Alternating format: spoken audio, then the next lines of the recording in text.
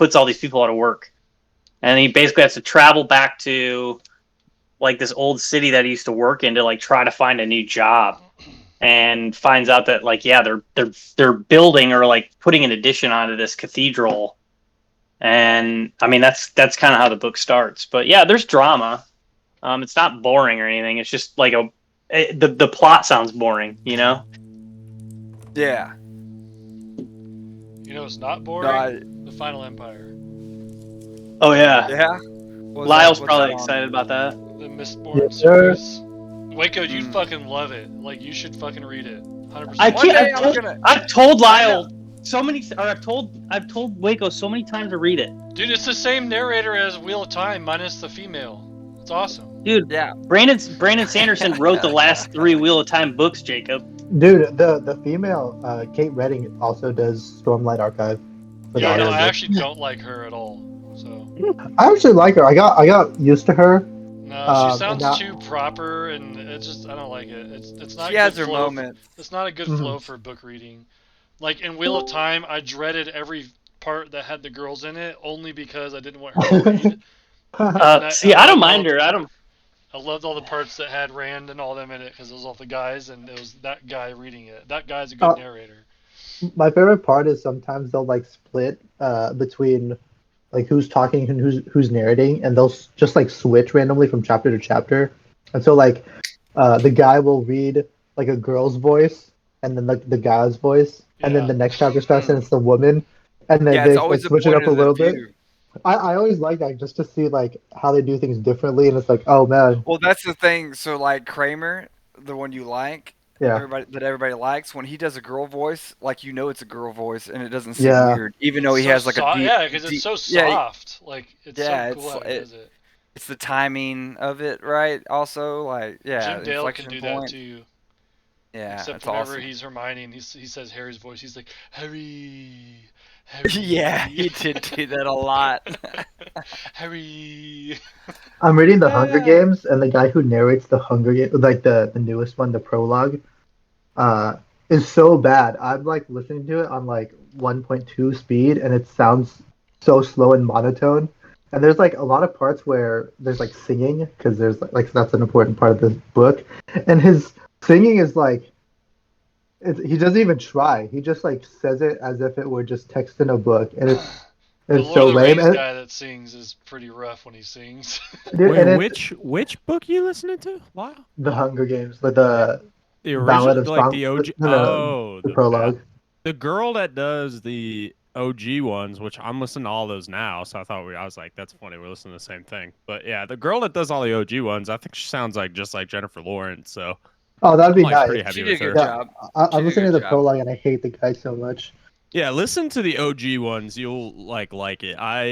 Damn, I was gonna listen about a song. That's good to know though. I hope he does. I hope he doesn't really let me down because I'm really excited No, for it's a that huge movie. red, especially because like Michael Kramer does such a good voice with the girls, right? And this guy, it's like you could tell he's trying to change it, but he just doesn't like change his voice in any kind of way.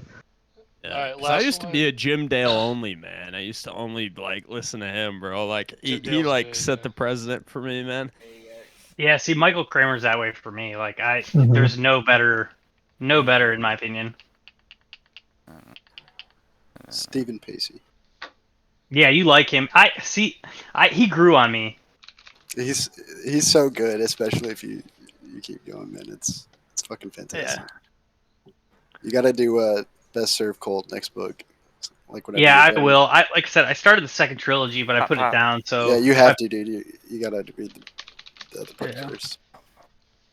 Yeah, should I read the That's someone that's really good at reading too. I the- can hear him the- read an instruction sheet and be engaged. The what? Kyle, should I read the novella that follows Logan too? Is that like kind of in the middle as well? Lamb, I think it's called. What's it called? Yeah, that's one of the 3 books of the middle trilogy, basically. Yeah, the novella trilogy or whatever. Yeah, each book is a standalone, but it does advance like the plot of the overall world. Okay. What?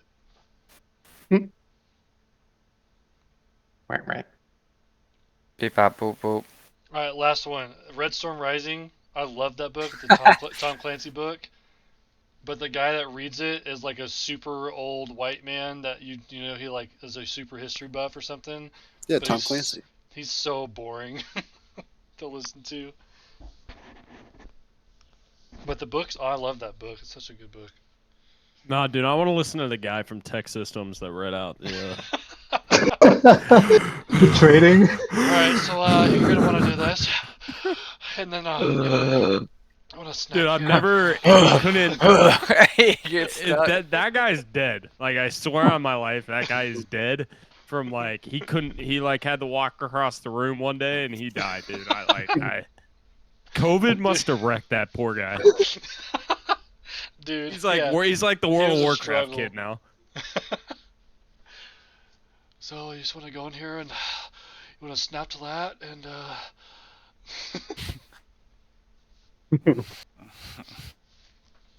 oh, Tech Systems. I guess we have everyone. Yeah, I don't think. Game on. Rip Manny. Yeah, Wow. poor Manny, but He's I guess he protecting the can watch. border. Hi, Manny. Yeah. Actually, I don't know why I rolled this. I like it when y'all recap kind of together. What happened last time? Stuff. Cool. Is everyone ready to jump in? Oh man. I mean, pretty much, yeah. I'm struggling to even remember what happened before the end. Like that's what sticks in my Right. mind the most. Yeah, the end was Well- definitely the hypest. We start with Grot, right? We feasted with Yeah. we feasted. Yeah. With Grot, kinda. Kind of. Yeah. He didn't want any of it. Yokizos meditated and got like some spell. Like you talked to somebody while you Jar, you got the Sornin and Lopin to like mess with the sample of the Dush. Yeah. Or not the Dush. What are the ash? Yeah. Did you mix up dust and Yeah. half together? Yeah. It's a new mushroom. I put it It's a new mushroom Dush. strain. Yeah. Dush. Black cat mushrooms. So they I seem like to be that. they actually knew what was going on there. I know that happened. hmm Uh, Yeah, you're right. Jaryu had both Lopin and Sornin kind of try to do their investigation on the Black Dust. And what did they conclude from it? black cat mushrooms, from what they can tell, but they're vampiric or something. Sunlight kills him. Yeah, but they would make you sick, not make you want to kill somebody. Right. Yeah, that was their prognosis, that they've definitely seen these mushrooms before. They are anti-sunlight, but they wouldn't cause you to want to go on a murder rampage. Yeah, Grot. So, questions answered, but also kind of not. I was told by divine spirit presence, which was the high priest, hmm that remove curse will probably most likely work on Grot. hmm Yeah. And so what happened next? They were Yokizos puzzled and Ventus time. were just chilling doing puzzles and shit. Yeah. And we found out we did find out something in regards to his sword, Yes. that it's pointing towards the high road that we have to go to for multiple reasons now, I think. But Mm-hmm. we were planning on going there anyways, but his sword's pointing towards that. Yeah. And otherwise we just did puzzles. Grot fell asleep. Oh, we sent letters to the other. The remaining. Oh, yeah, the remaining yeah, we houses. were doing some paperwork and shit, you know. Yeah. We were, Yeah. A little bit of admin work. yeah, Um, not all cool stuff, but it's alright. Yeah, And make sure they're not suspicious that we know about the Ravens or anything. You know, Mhm. making sure we're acting accordingly. And Yokizos, you actually did one more thing, if you remember. You requested Lopin and Sornin to go back to the Worm Clan house and retrieve any tomes that they might have concerning the Oh. Underdark. Yes, and another puzzle. True that. And another puzzle. That's true. Yeah, they were so pumped about the other puzzle. Yes. They were like, yes, we can do that. And once I realized they weren't going to leave until the puzzle was done, I rolled a super high wisdom save and finished it in like 2 minutes. Yeah, I think you crit, Yeah. which was hilarious. And so they have left to go retrieve more puzzles. Hans is And with Hans is with them as well. No, Hans with is with Tilly. That's right. You asked to take them away. Yeah, we can Would bring you- them back. I just wanted to. Vince seemed like he wanted to talk without other Right. ears. Mm-hmm. And what happened on the other end of things? Well, go ahead. Go ahead. No, No, you- you go. No, you. Okay. All right. Well, we went. It was kind of like the plan for Azalos to meet up at night. So we kind of had me and Jaryu kind of went off to the forge, and then we had Jin and yeah. We had. Then you guys went right to the restaurant, right? I'll let you explain that part. Yeah, Derna and I pulled a real fast one on the innkeep. Mm, Made him think we were real drunk, but we were only pretending. yes. It's slightly But we drunk. didn't really see anything suspicious, right? Yeah. No, it was very quiet, very odd. We did get locked up. We got our remaining drinks to go Yeah, upstairs. We got a room for the And- night and we're locked Oh, in. that's right. I They were forgot about locked that. in, Mhm. and Jen inspected the room that was locked, but also had a candle burning in it, and it was weird. No, that and happened. Me and Jaryu at the forge discussed Azalos joining the Worm Clan. Oh yeah, Yes, made it official sounding. which it brought a tear to Jaryu's eye. He was so Yeah. happy. I'm gonna be paying for new robes for everybody in the Worm Clan. Gonna get some badass robes made Yeah, out. we're bringing a You're lot of talking money. about being a cook. You're talking about being a cook too. Oh yes, yeah, of course. Mhm. How could I forget? So That's like my main hobby. even though Kizos kind of one up me all in 1 5 seconds. So and then we made our way to the inn, and then I had my meeting with I will butcher the Mercure. Jaryu, how would you pronounce it? Mirkir. Mercure. Okay, I had my meeting with him. And, then And how it did that was- go? Yeah, it was honestly, he was just kind of alarming me of like a big, like event that is going to happen. Kind of like set. He kind of made it sound like a lot of the head of like houses of dwarfs were kind of behind like a whole plan that was supposed to happen this week. Like, and then I asked like, are we in danger? Like, meaning the Diamond Dragons, like, and he had said, not if we cooperate. And then at the end, he kind of shared his name and, said we'd be in touch again. He didn't really share when, but I guess while this is happening or before this happens, I wasn't really sure on that, but yeah, it was quite the interesting meeting. Yeah, very vague and slightly ominous, right? He made it very clear that he was sent here in the charge of benefactors, of whom he did not want to necessarily disclose. But since he was a nobody, he was comfortable meeting you here. Is there anything else that anyone would like to add, or anything that they remember or want clarified from this meeting?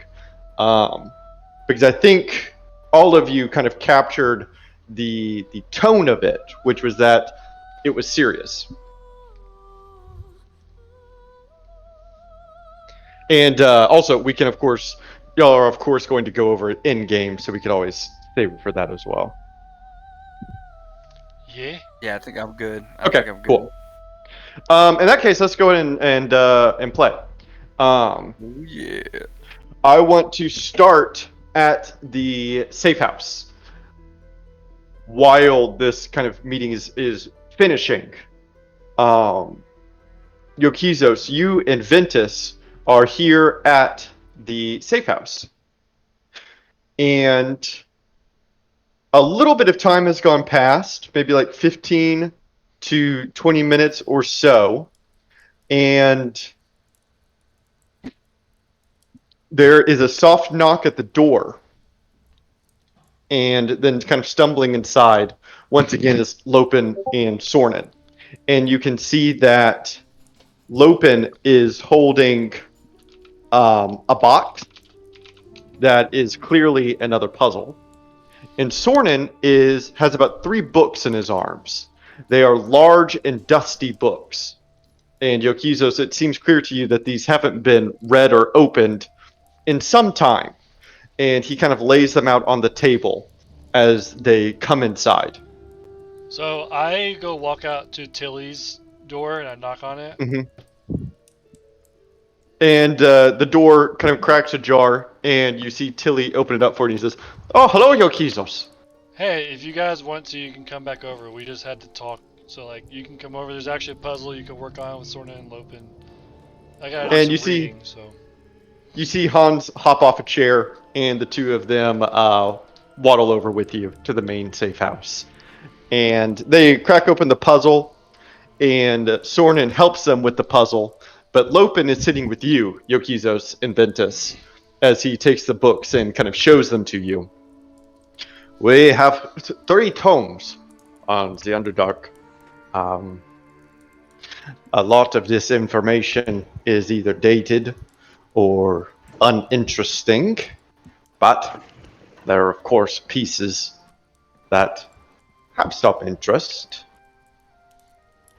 I'm gonna take one. I'm just gonna flip through it and look for pictures, and if there are any pictures of swords. Okay. And I'm gonna Yeah. go through each of them until I find one. So, I'll ask Lopin, how familiar are you with these books?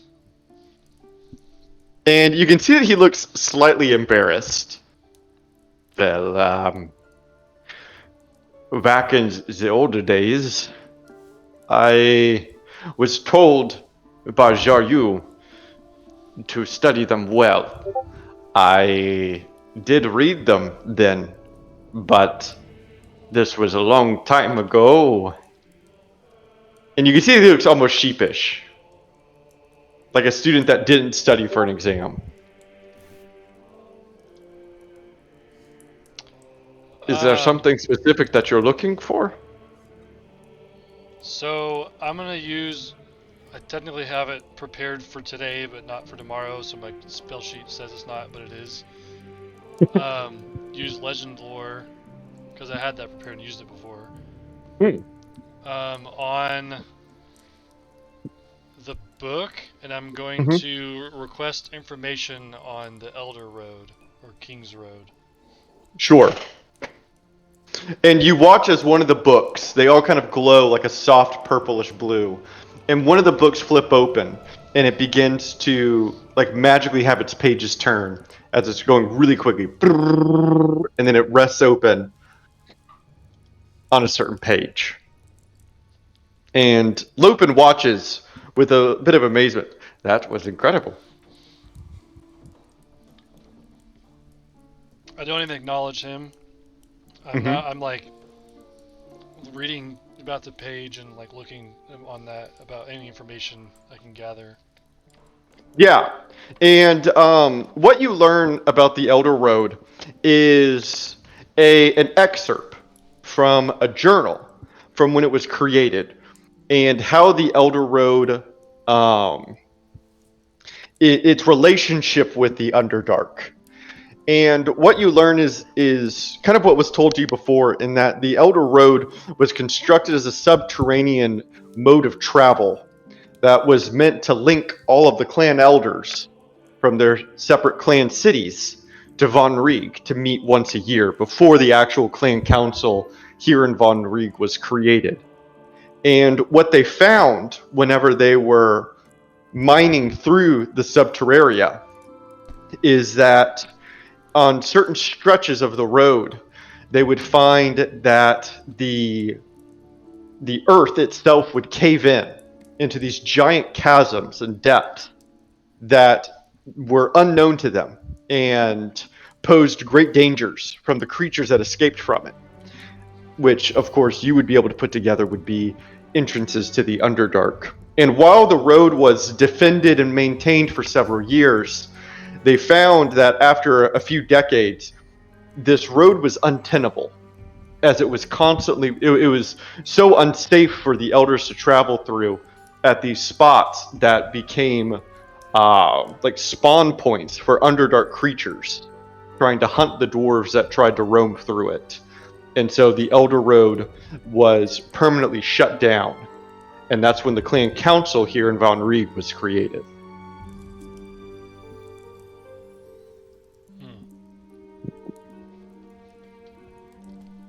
So yeah, I just continue flipping through the books, trying to find anything of note. Sure. And Ventus, you're doing the same. You try to find something, Ventus, related to a sword, to a blade of some sort, a weapon. And you are unsuccessful in finding anything that might be related to a blade that you're looking for. What you do find, though, is kind of interesting. And it's a word that grabs your attention because of your own personal experience, not because of necessarily how it relates to the dwarves of Von Rieg. But the word that you find is the word serpent. Ooh. Well, can I read anything surrounding it? Yeah, so you back up slightly when you see this word, just because Wanti fears Ocaria.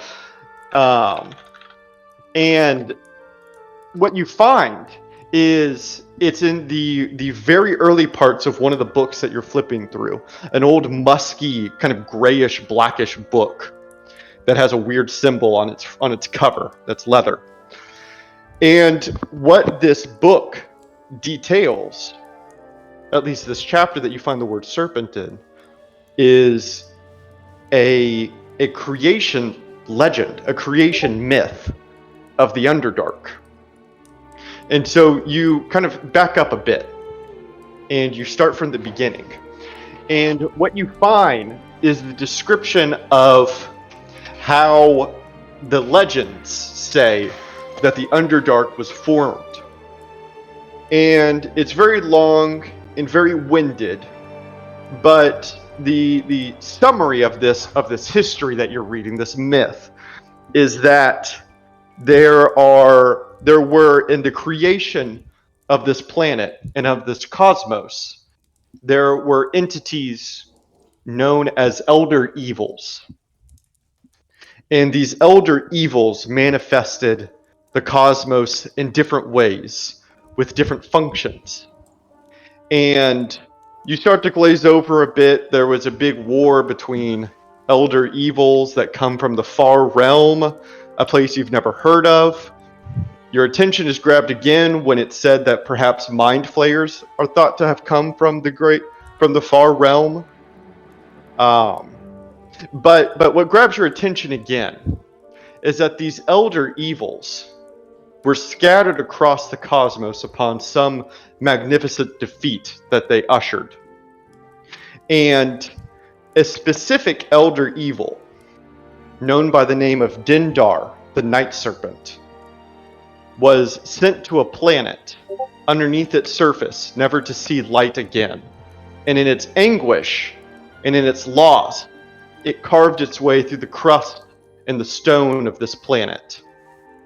And it's rumored, it's mythed, that Dindar continues to carve deeper into this planet.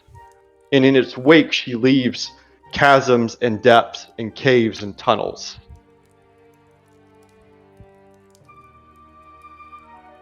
Wow, Yokizos, this book is really interesting. I think you'll like this. And I point to the part specifically where it says mind flayers. Like, look, they have like histories on mind flayers. Oh, then I grab that book and start reading it. And Yokizos, you kind of catch up on what Ventus has read so far. And this Dendar, the Night Serpent, seems fantastical in nature.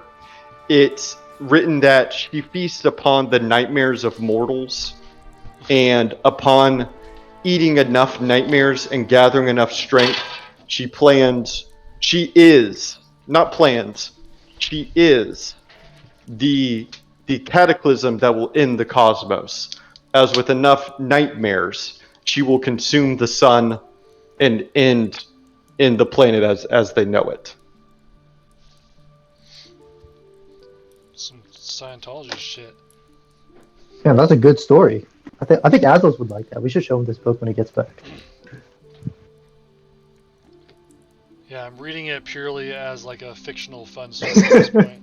Yes. Yeah. No. I mean, it's like it's so larger than life, and like it references the elder evils from the far realms and a serpent that lives in the crust of a planet. I mean, it's intangible in any way, but it's kind of fun. And so the two of you are kind of reading it together as you pour through it. Sweet. And with that, I would like to go back to the Rusty Flagon. Aslos, you are sitting alone as the dwarf that you had been meeting with has stood up, bid you adieu, and walked out of the tavern. It's about 3:30 a.m. in this tavern. The talk didn't take too long, like you were thinking it might have. And standing next to you, invisible, is Jaryu. Listening upstairs, beknownst to you, but unseeable to you, are Jin and Durda. Yeah, so like knowing that Jaryu's there, I'm going to like grab, I'm gonna go behind the bar, knowing it's like closed and everything like that. Just grab like 2 jugs of beer and like place one out. Like knowing that he's there, I'm be like, you can come out now.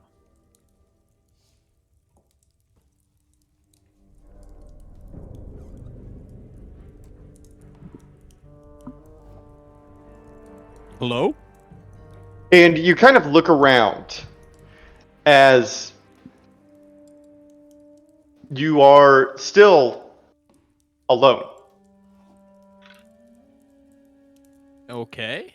So I'm gonna get like on the stone, and I'm gonna just I'm gonna send like kind of I haven't used the stone like ever, like, and I've given mine away, so I'm just gonna kind of send an all message out like, hey guys, like I finished up, like, where are you all at?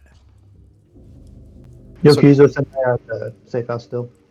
Durna and Gotcha, I are gotcha. no longer locked upstairs, right? Like we were exploring around. Yeah, I believe you picked the door that like was supposed to restrain you in. Yeah, and then there's 2 doors. One had people in it, so I decided not to do that one. I don't exactly remember what was in the room I did explore. Just Durna, a do you lamp. remember? It was just a lamp was lit, and it was locked, but just a lamp. The other person was sleeping, and then we were on the other side of the door because we did hear them scraping some chairs around where the locked door was at. Go back down to where Yeah. Aslos was. Yeah. Yeah. As long as we're not locked up here. No, I believe you can access Azos if you wanted to. Yeah, then we could definitely go down. Okay. Yeah, it's been time. Yeah. Then I kind of get like a couple more beers, like feed them through, like as I assume you 2 walk in. I was like, well, Jaryu's somewhere around here. I thought he was, at least. I don't know, but and then I just. So were you guys up there the whole time? Did you hear anything? Yeah. No battle? We were locked in for a little bit, so I had to fuck with that, Oh, I'm sorry, my internet cut out. I think my You wireless sounded card's like dying. you had no problem down here. No, Jaryu, No it's all right, man. no we just altercation? look at you being quiet in the bar. Oh, You being invisible and awkward in the bar. It's okay. I'm not in the bar. Oh, I stayed David outside. just said you Remember? Oh, oops. Oh. Okay. I was just going off what David did. I'll remember. I'm sorry. It's Yeah, been 2 weeks. that's my bad too. Jaryu, you did not hear the conversation. You watch as a hooded dwarf opens the door and then leaves the bar out into the nights of Enrique. Okay, I wait like a few seconds and then I kind of go to the door and open it and peek in. Mhm. I Yeah. guess I only notice Aslos. Yeah, you would see Aslos standing up and going over to the bar to pull some drinks out. Okay, I step in and boot myself back into existence. Okay, perfect. And I'm kind of like, as soon as he appears, I was like, you hear any of that?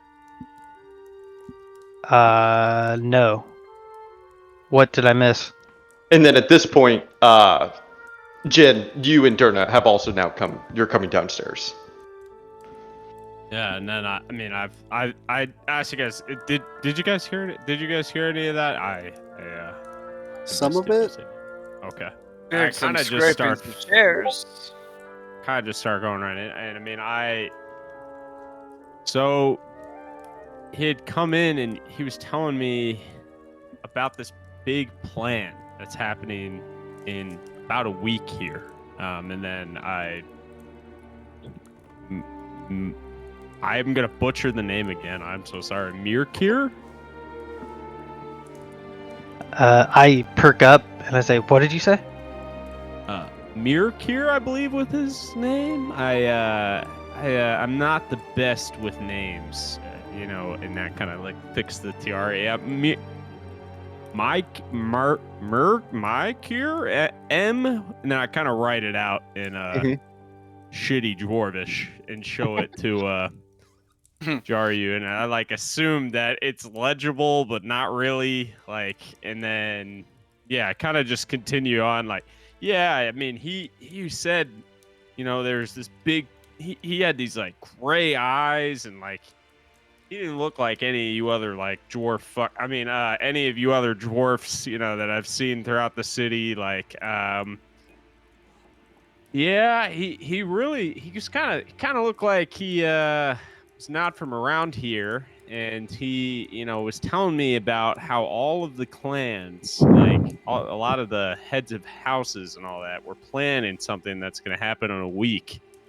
And I asked if we were in trouble, and he had said no, that he didn't foresee we were in trouble as long as we cooperate. Yeah, I don't know. He was very Cooperate vague. doing what? You're absolutely certain his name was Mirkir. What did he look like? And at this point, I'm frazzled. I'm like, Yeah, visibly a little shaken. yeah. So he had definitely had scars upon his face. He had like long white hair. He's kind of like a burlier dwarf, like not like super muscular, but he kind of looked kind of fucked up. But the biggest thing was those gray eyes that I've never seen gray eyes like that on a dwarf. And he kind of told me his name as he left, but he was a real quiet guy. The whole thing was like really was not what I was expecting. I was kind of expecting to be met by maybe like one of the ravens, and then this guy kind of came in, and I don't know. It seems like the city might be in danger, but I don't really know what weight could somebody like this guy have. Like I don't. I Why are you freaking out about that? I don't- Here? I don't say anything. I immediately run out of the door to look around for this dwarf. Yeah, you pull the door open as it swings forward, and you scan out upon the street, trying to find this dwarf that you watched leave the tavern. And to your dismay, as you look out on the dark streets of Enrique, you don't see a dwarf walking. You don't see anyone there. Was it something I said? I didn't think I gave too much away there. I don't know. I Man. I slump my shoulders and just turn around and head back inside of the bar. Is everything okay? You going to explain yourself? Yes, but I think this might be better in the presence of everyone. The name Mercure is definitely troubling. Are we in danger? Do we need to be careful going back? I don't What do know, you- but remember when I told you about the 2 other members of my clan that have disappeared? Yeah. Mercure is most definitely one of them. I mean, that has to be a common name, right? Like, I mean, Well, unless he's they not got a the common same name, person. unless they got the same name from the goddess of death herself. No, it is Oh. not a common name. It's not a common dwarf name, no. So It's- this Mercure used to be a worm clan, or Yes. is the what the? I think it's time I need to tell you a little bit more about the clan of the worm. Then But I we'll get wait like a, until I we're get ever like a with huge everyone. smile, like, oh god, like let's go. About time.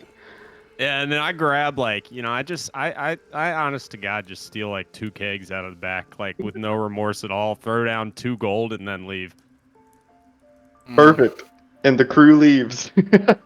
And mhm. Say Darna sees what he does and puts 2 more gold down with it. I like that. And the group of you begin to head back to the safe house. The streets of Enrique at night are a lot different. They're very quiet, very empty, and you still feel safe. It's not as though you're gonna be like hit up or anything like that, but it's just a very different feel. And especially after the meeting that you just had, Azos, I think for all of you, it feels a little more unnerving because the only motion that you can see in the city is the clan flags that raise high over the clan houses, softly and slowly waving in the wind, and the movement of the ravens above them as they move letters back and forth. Back at the clan house, Yokizos, you and Ventus are continuing to read through these tomes, trying to pull out anything of interest that might be useful. I doze off as we read, so I'm like falling in and out of sleep. I'm trying Yeah. to be awake and productive still. Yeah, Froyo he's is like in doing your like lap, the nod kind of off, like and he humming. like snaps himself Yeah. awake, and I'm just sitting there with my reading glasses on through the candlelight while the puzzle's being done in front of me. Yeah, it's actually, if it weren't for the pressure of the situation that you're all in, it would actually be really relaxing. There's a fire going in the fireplace. You can hear Froyo kind of purr humming, but like in a lizard way, in Ventus's lap as he nods off.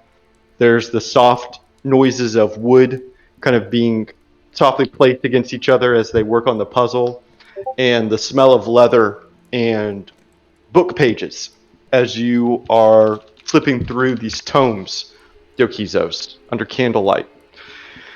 And you find many things of interest in the Underdark, about the Underdark, I should say, in these books. You read about the Mind Flayer migration to the Underdark. As millennia ago, their empire fell to the very species that they enslaved through their own psionics, and how they had no choice but to find refuge in the underchasms where they couldn't be detected while they attempt to rebuild their empire. You read about the Myconids that you had encountered before that recluse themselves to the Underdark because the sun shone too brightly on the surface for their pleasure. You read about different liches and different want-to-be liches that attempt to seclude themselves in the Underdark to focus on their studies and build their phylacteries.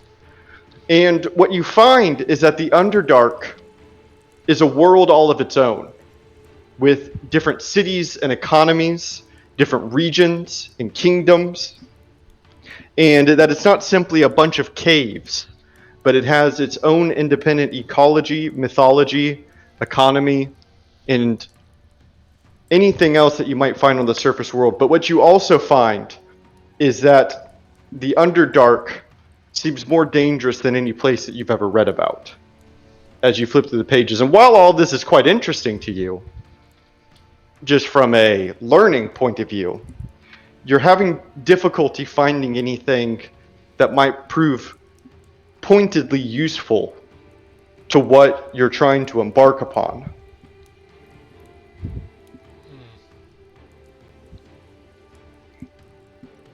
Yeah, so after I rifle through the last of the third book, I'm not like actively reading all of it. I just find points that I'm reading, and then I'm kind of like flipping through and seeing if that's something I care about. Sure. So I get through all the books, and I just close it, and I'm just kind of sitting there in like contemplative thought, just like, what does it all mean? And as you contemplate your thoughts, listening to the puzzle pieces being ribbed against each other, the door slightly opens as the rest of your party members finally make it back to the safe house. Hello, everybody. Hey, gather up, guys. Jaryu says he has something really important to say. We finished the puzzle. Nice, can I see? And It's you literally didn't like wait an all for black me? and gray puzzle. yeah, Hans proudly shows off their really ugly and nondescript, just brown and gray puzzle of a cave. Good job, guys. And he gives you a big smile, and they go back to their other puzzle. But you kind of look over Sornin's shoulder to see what this one depicts. And this one is a greenish brownish puzzle of a different tunnel. This one has some plant life in it, huh? I like. And when you say that, Yorkizos, you point to one single fern that is on underneath a rock. Yeah, and I like sit down next to, like I kind of sit down in the middle with them, like, and I place like the keg, like Mhm. stacked with each other, like on the ground. And I just start working the puzzle, like waiting to hear what Jaryu has to say. And Lopin looks at you, kind of jar you, as they're still working on the puzzle and says, "So, how did it go?" Well, it was interesting to say the least. And then I kind of go in and tell like the same story that I've had, but we essentially have something going to happen this week with this. Say his name one more time, Jaryu. Again, these dwarven names, just, I can't ever do it. Mirkir. Yes. When you say that, Sornin drops a puzzle piece. And Lopin, who is having a little bit of trouble staying awake like you, Ventus, kind of lurches forward and opens his eyes. And they both snap to look at Jaryu, as Sornin kind of mutters, "Jaryu?" Wait, you said Yes, it's been a week? Oh, sorry. Oh, yeah. I look at him and I give him a nod. And I say, "Yeah, I'm not sure what this means." But Aslos, Yokizos, please continue. Yeah, so they said, I mean, the meeting was just with him. It was this dwarf that, I mean, it kind of looked like a little bit like beaten. Like, he did not look like somebody that was amongst normal people. He had these gray eyes, like, it was very mysterious. It was not what I was expecting. I was expecting maybe one of the ravens. I don't really know, but was sharing that, a lot of the heads of houses here, like, are I kind of like look around at the windows, make sure we don't have like they're all closed and stuff like that, make sure nothing's open. I was like, they were kind of saying that Oh, and I said, hold on. And I guess I didn't know silence is a ritual spell, so I'm gonna cast it as a ritual, Oh, sure. Yeah, you begin to ritualize it. so I don't have to use a spell slot. yeah. And I'm kind of like, thank you. And then they kind of were sharing that in a week something things are going to change. Like everything is going to change, like a big event. And then I asked if we were in danger, and he didn't really. He said no, as long as we cooperate. That I asked if we'd ever meet again, and he said yes, like in due time. And so it doesn't seem like Sounds we're in kinda like a immediate threat. danger, but it felt that way. But You said a week's not time to though. us. Change? What Within this change? week. Within this What week. change? Out of character, Dave. That's right. I'm like not Yeah. making that up. Okay. And the timeline was loose to you. It wasn't as though like in 7 days. It was like in the next week or so. Yeah. He said within this next week that there was a big thing coming. Like was going to change this whole city. Well, we went ahead and scheduled our other meetings with the clan elders. Oh, Jar, Oh. did you have something of minor significance you want to talk about? Yes. And out of character, I'm about to monologue here. Hey, Lord Mute. Obama. And just to describe the air in the room right now, it's kind of split. Whereas the Diamond Dragons, you're chilling. The Froyo is still purring in Ventus's lap. It's cozy. The I'm fireplace still is nodding going. off too. Yeah, you're kind of having difficulty staying awake. Azos, you're straight vibing with beer and puzzles. For y'all, it was just kind of another meeting. Yeah, it was a little ominous, but that's not unusual to Diamond Dragons. But for the dwarves in the room, for Jaryu and Stornin and Lopin, you can tell that there has been a drastic change of energy. Stornin and Lopin have been muttering to themselves while you've been talking, Aslos, and they look scared. And their eyes keep going back to Jaryu, as though they're looking for guidance. And whenever you begin to speak Jaryu, they fall deathly silent, as they're just watching you. All right. I just want to set the scene. So I have now sat in the middle of the room and pulled Relimax out and set him down before me. Perfect. Oh, no, now I'm more awake. I stare at Relimax. And as you all watch Relimax, I'm just going to link a picture of the sword once again, just because I want you all to really see Relimax as he lays on the ground. Because once again, he is a strange sword, and you can see his little tentacles kind of writhing as he lays there. And I rolled a performance check to just how much flourish I got, right? Of course, So, yes. I sit up with my whole keg in my lap, and I'm like, put the puzzle pieces down, and I'm like, Flourishing Okay. is role playing, not just a dice roll. Just saying. it can be both. Okay. You can't say it all boring and monotone and then be like, oh, I I'm felt not. I'm gonna flourish. try. So, as I'm sitting there with Relimax before me, it's like black smoke kind of oozing out.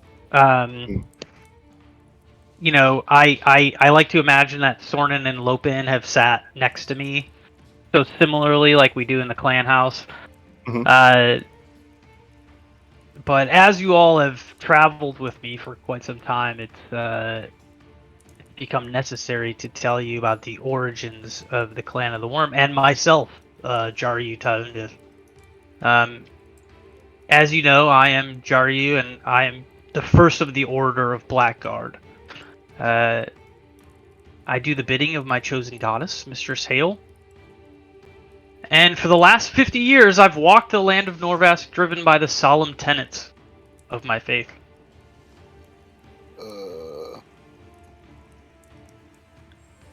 Go I- on.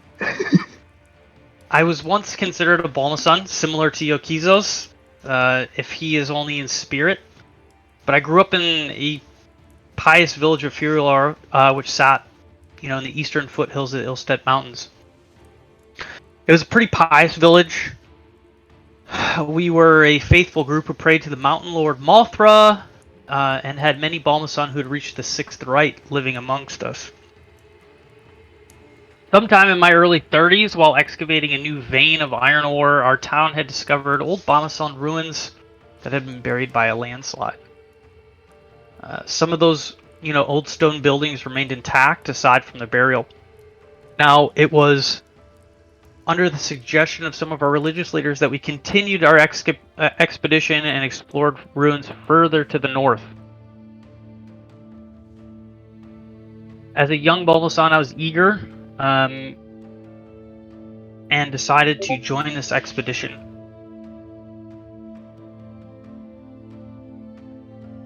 And please stop me if you have any questions. I'm not going to read this whole thing. I have like 5 pages of backstory that I'm not going to read. How does Mirkir come into play? Okay. Yeah, I'll skip to that part, I guess. After we arrived in the Azaret Mountains, we stumbled upon a temple. And we spent 2 weeks in the snow of the Azaret Mountains, a cold and unforgiving place, uncovering a large plaza made of marble and granite. The braziers actually had marked a staircase that descended underneath the stone, and further excavation revealed a hollow under the exposed rock and staircase. It was decided that 7 of us would venture down into the cavern, and the remaining 8 amongst our expedition that started out as an expedition of over 50 would stay up above. The descent continued for hours and hours. We descended into complete darkness, and it was hard to grasp the true size of this temple. Once we reached the bottom, the ground was made of what appeared to be black ice. Its entire surface was ornately carved obsidian, and before us was a huge precipice. The other cave wall and carved out was an arched hallway reminiscent of the human cathedrals, complete with stone beam and trellis, all carved out of obsidian. The 3 scholars that accompanied us, amongst the 7, began to weep as they were overcome with splendor. They were convinced that this was the work of Balma and Mothra. The discovery was truly beyond any of our deepest desires. After such an arduous journey, we were elated to finally be standing amongst glory. As we continued deeper into the obsidian hallways, elaborate designs followed us onwards until it had opened up again into a large round room. As with everything here, its scale was palatial. A scholar had sent us light to float high above us in the room, and we were all left speechless, until a gentle voice spoke in our stead. And I saw her, a tall human woman cloaked in black fur and hair as dark as the obsidian around us. She was simple. She was leaning up against a pillar in the far corners of the room, and as she stepped into the lantern's light, her skin appeared ethereal and her eyes were of deep purple. I noticed that she was garmented in thick black hide and bone, but wore it as gracefully as if the height had no effect on her, or the weight had no effect on her. And she introduced herself as Lady Hale. We spent about 2 months, and they felt like a fever dream down in those caverns. The party of us stayed with the Lady Hale, and she told us great stories about our land of Norvask. The land we now know as Enano. She told us that she lived here long before the age of dwarfs, and she had always been there. The mistress told us how she came to meet Balma and his twin brother Mothra, how she had strongly rejected their meddling in the affairs and balances of life and death, and finally the goddess Hale told us of the betrayal she faced at the hands of the twin gods, and how she was imprisoned in this frozen crypt for falling afoul of 2 arrogant and prideful brothers. While we knew, of course, that we were listening to heresy, some of the scholars rejected the lady outright and told her as much. She could be no god, for Balma and Mothra had domain over these lands. My mistress didn't get angry, she didn't shout or divine ancient magics, she simply smiled and continued along with her stories. Me and a few others had become quite enamored of her and her honesty. There was no passionate plea to help her escape or seek justice. She knew this simply was the way the world had turned. And when it came time to leave the Temple of Hale, a few of us were having the profound difficulty leaving. She had become a friend to us, and more importantly, had made us believers, and we wanted to repay that debt. Of the 15 of our expedition, of parts of the story that I've left out, 3 of us had decided to say goodbye to our ancient acquaintance. By the time we had returned to her sanctum, the 3 of us were resolved. We had decided to swear an oath to the Lady Hale. Her wisdom and knowledge of the world was beyond anything that we have ever learned from old tomes or religious leaders. She knew the turnings of Malnova and the godly realm, but more importantly, she became more real to us than our twin gods had ever been. The mistress smiled at us in this moment and told us of our simple tenets. And this is where it becomes important. In order to understand balance, we must observe life and death, but we must become masters of death, of permanence. We are encouraged to take the lives of the unjust, inhumane, cowardly, for their souls bore order, humanity, and courage when they lacked it in life. She told us that we must never proselytize, for many would find their way back. And finally, death is an uncruel act for some. It is a mercy, it is unfeeling, and it is inevitable. We were to take life as we saw fit. So she blessed us, Taundith, which means those that were found, and told us that we would cast aside our given names. I would become Jaryu, the warrior, the first order of Blackguard. My 2 fellow disciples would become Mirkir, darkness, her warlock, and Haita, prayer, her cleric.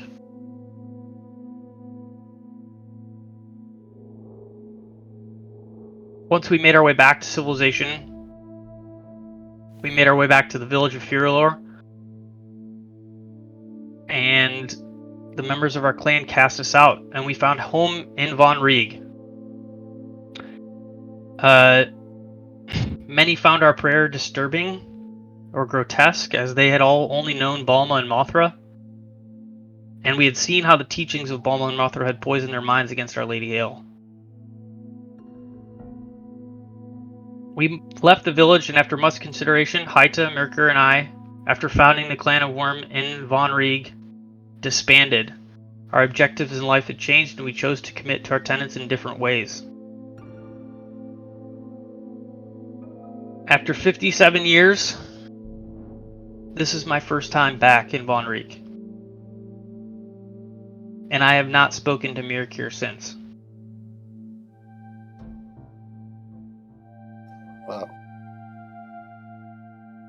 How old are you? About 100, give or take. Oh. Are all dwarves that old? Yeah, dwarfs live about 150 to 300 years. Yeah, Dern is like looking like shy, like Yo, Derna, I'm way older. how old are you? I'm a good 2 years old. You know, I mean, still in my prime a little bit. I'd like to think.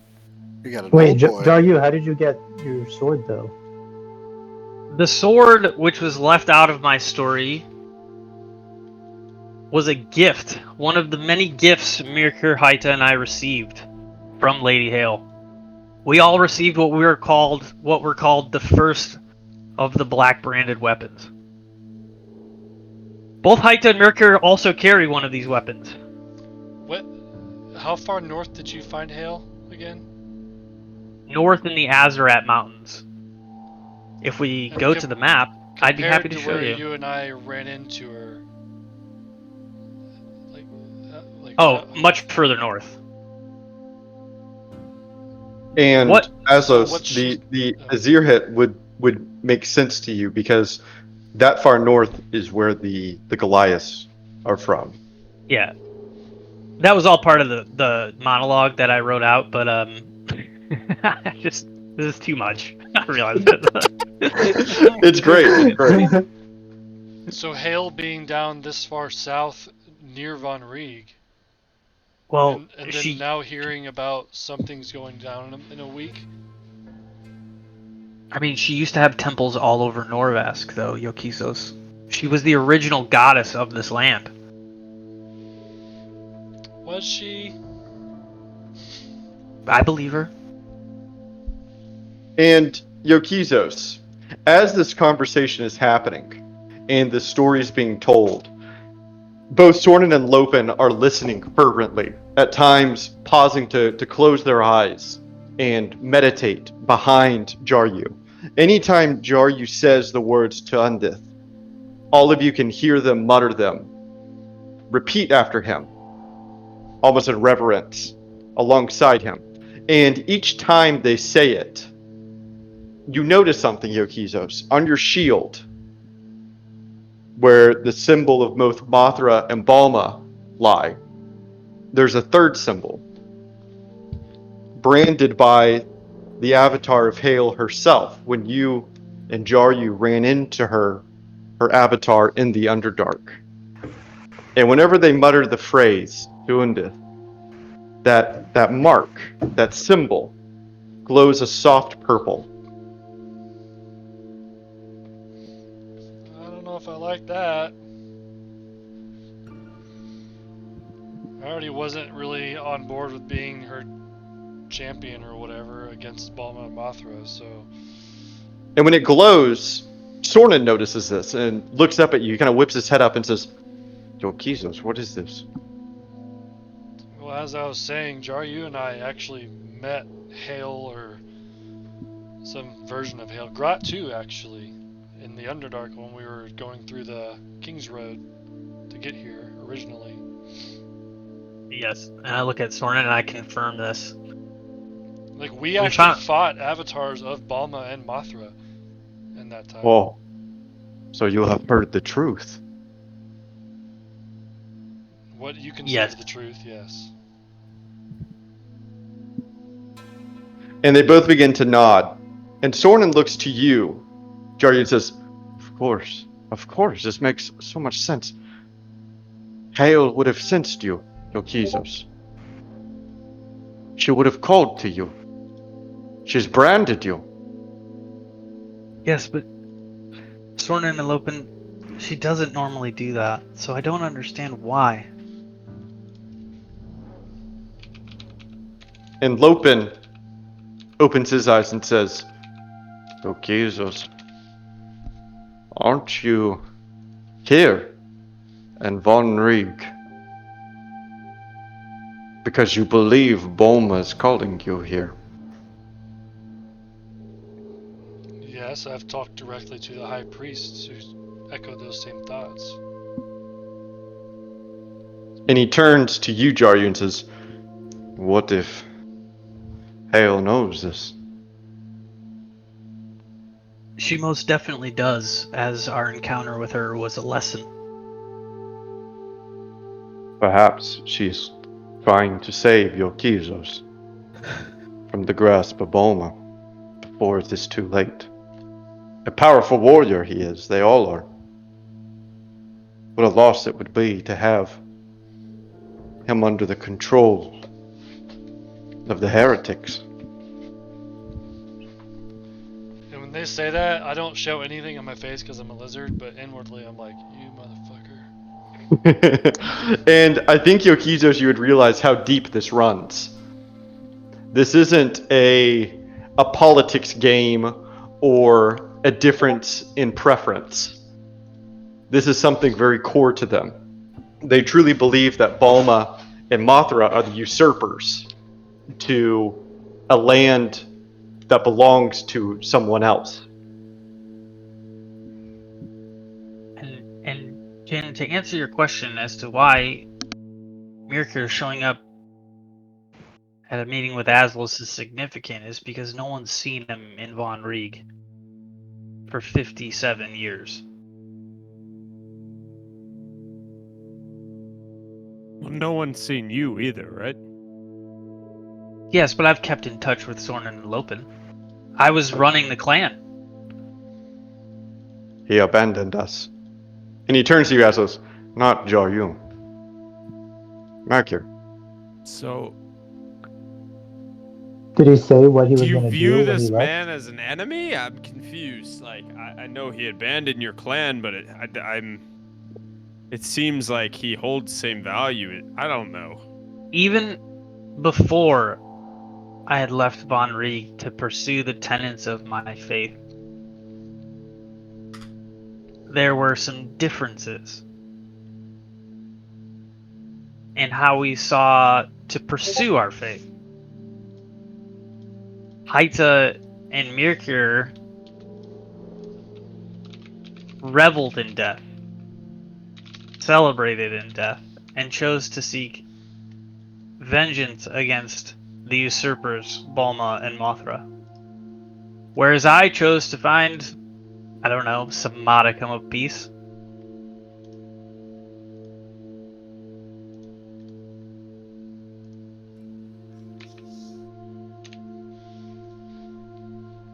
So what do you think he could be planning?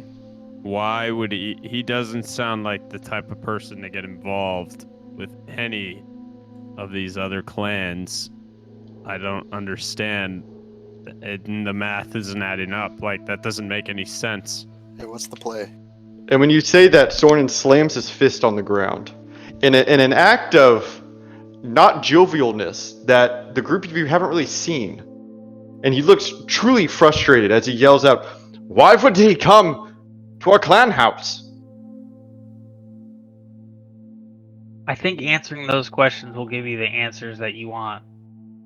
You know, I honestly can't say why he chose to make his presence known to you, Aslos, and not to our clan. But I think the answers to where he's been and what he's doing is clearly the answer to what motivations he has for, his clan of the Worm, right? Well, as to your first question, that's because of how Aslos reached out to him, right?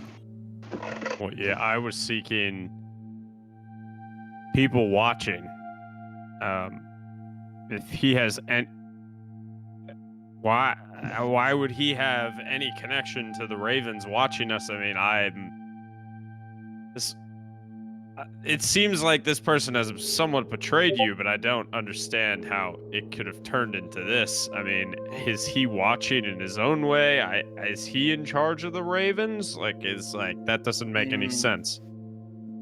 I have no answers for you either, Aslos. Like I said, I can only have guesses.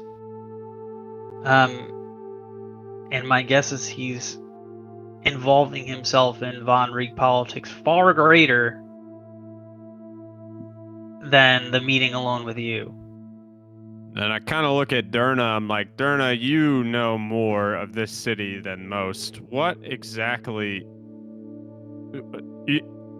You've never heard this name before? You've never heard him come up in anything? No, of course not. And I think it's important, but the way you talk of your meeting with him is a representative of others, more powerful, maybe, or more known. Here's my issue with this whole situation, okay? So Jaryu's had some companions that went missing for a long period of time with Hale. Okay? So presumably.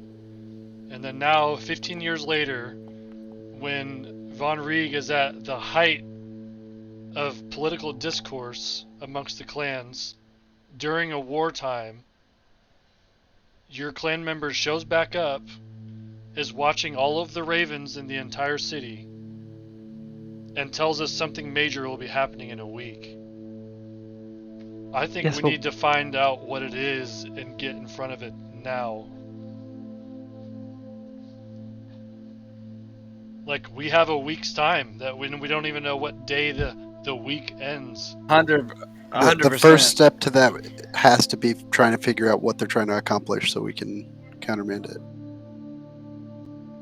Exactly. I agree with Jin. This is... I know y'all are here for a reason with the war and all that, but this supersedes that at this point. We need to figure this out. What is this big change? The people of Von Rieg are good people. We can't make no matter this which clan. public, though. I do not wish. Oh, I know we as discreet as possible because he told me, and this was one of the more important things that I took away. If I play by his rules, we will be fine. If I make this worse, we are in trouble. I mean, he didn't directly threaten me. He just didn't want me to make this loud. And thinking a little selfishly here for the Diamond Dragons, but what better way to gain votes from the clans than to help in this kind of matter? Again, we don't know if it's going to be bad or not, right? I mean, but just the timing of it all seems suspect. And if they're as powerful as Jaryu is saying they are, they could be real trouble. I don't know if they're powerful, Jin. I don't. I don't know his motivation. Look, Well, think I about don't- 15 more years of getting more Relamoxes and other 50, magical. yeah. 50 more Yeah. years of getting more Relamoxes and other magical spells and whatever. Yeah, if I had to guess, the last Sornin and Lopen saw of Haita, she fled to the Underdark. As Yes. far as Mirkir, I do not know. And how But many my- things with the clan elders have pointed us to the Underdark anyways? The Wolf Clan's asking us to go down there. They got the meteorite. We're trying My to get sword's permission to telling me get to go blasting there. permit there with the big blaster. Like, oh yeah, Ventus's sword was pointing there. you have a sword that points. I mean, And should when we you say It go? points that, yeah, sometimes. as Derna says that, Soren looks at him and says, "You have a sword that points?" It points sometimes. I don't think it'll point right now. So are you saying we should go to the Underdark? Is that what I'm hearing? Oh. We need more information. I read up all the tomes I could that Sornin and Lopen were kind enough to provide me, but no information there, and we're not going to get anything from the clan elders. It's just a reality. Do you think we could maybe confront the Wolf Clan? And Yeah, now that we know a little bit more about the bigger picture, maybe try to get them to give us more information about the Underdark? I Yeah, would Jim, assume that the Wolf Clan are in cahoots with Mirkir. and I agree. I think Jin is right on here. Like, I don't think Mirkir has the ability to do this by himself without having meddled in the current political, discord in Von Rieg. The people that he wants to protect, these are the people we need to find. Who are these people? I do not know of what he speaks of. Okay, so And Part- Lopen kind part of of raises me- a hand. 1 second, Lopen. Okay. It might be important. What is it? No, Lopen no. never talks. Part of me also thinks that we also need to, after having that meeting, they're going to know that Aslos is going to come back here and tell us because they're not stupid, right? That we also need to maintain some semblance of normalcy to our day-to-day activities. So, I'm not just saying this because I want to, I don't really want to, but we probably should still go to our clan meetings tomorrow. It'll finish them out, we'll be done with them. Absolutely. But we shouldn't all just disappear overnight and end up in the Underdark, you know what I mean? Yeah. Yeah, but how am I supposed to act normal? Mirkir will have known that Azalos told me. I much does he know of I don't everything? necessarily. I mean, everything. he just. I don't think he cares. I mean, if he wouldn't have told me he would have seen me. He would have. If he knows he's in control with the Ravens, he's known that you've traveled with me. Why would he even Respond. share? Why would he even talk to me at all? Why would he even if send the he- Raven And- back for a meeting? He did that And on purpose. Soren He raises knew. his hand this time and says in a low voice. And preface to all this, I want to make sure that y'all know that me playing as Lopen and Soren and anything I say for them is not like me trying to give y'all like secret DM advice. This is Right. genuinely what I think their characters would say. And he raises his hand and says in a low voice, "Unless he wants to jar you to know." Yeah. Right, and that's exactly. So. Yeah. And Lopen still has his hand raised as he's looking at you, Yoki. yeah, It's kind of like he has to use sorry, the bathroom. Sorry. And he lowers and says, "Sorry, quick idea. Would it perhaps be beneficial for before we confront the Wolf Clan to go to the meteorite or wherever in the Underdark now, before the morning, before we talk to them, Well, before Mirkir has a chance to communicate with them?" what would that gain us? Well, maybe Mirkir And when you goes say and that, he talks has wide eyes. He says, "Oh, I don't know." I'm not- to Lopin's point, maybe, or Sornin's point, I don't remember who said that. That was Lopin, Yokizos. I said Lopin Respect. first. To Lopin's point, I mean, Wolf Clan's asleep right now. Maybe Mirkir doesn't tell him about the meeting until tomorrow. And if they explain that, then maybe they make a move to go grab the meteorite or something immediately, thinking they might lose their chance to get it or something. So maybe there is a point to go now. Well, What I'm afraid they of is want that- you to go. You are the ones that have to go to do this thing. If they could just get All it, of us. or do whatever Yeah, this isn't whatever a- they wanted, they would have done it already, right? Oh, fuck, I can't leave Grot here though, too. Yes, this is the whole thing. You're supposed to in the morning do this. Well, what He's time is sleeping. it now? Yeah, by now it's got to be morning already. It's like 4 a.m.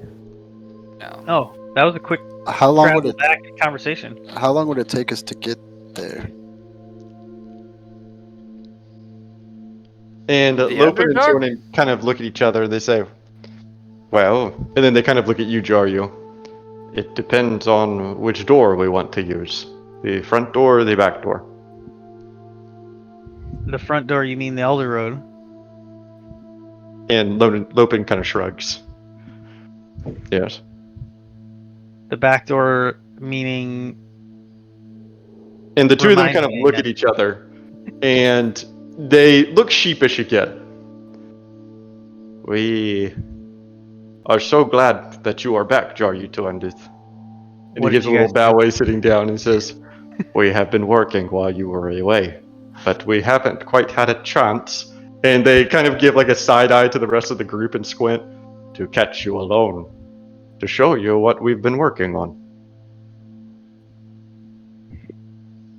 Please tell me you guys didn't build a direct Wasn't he access alone to the in the clan Underdark? house with them both before when we were in Morkesh? It just never which, came up. which almost adds to the absurdity of them squinting at you all. You're focused on the pooper. Yeah. The poop. And when you say that, Durna, Soren's eyes get really big. God,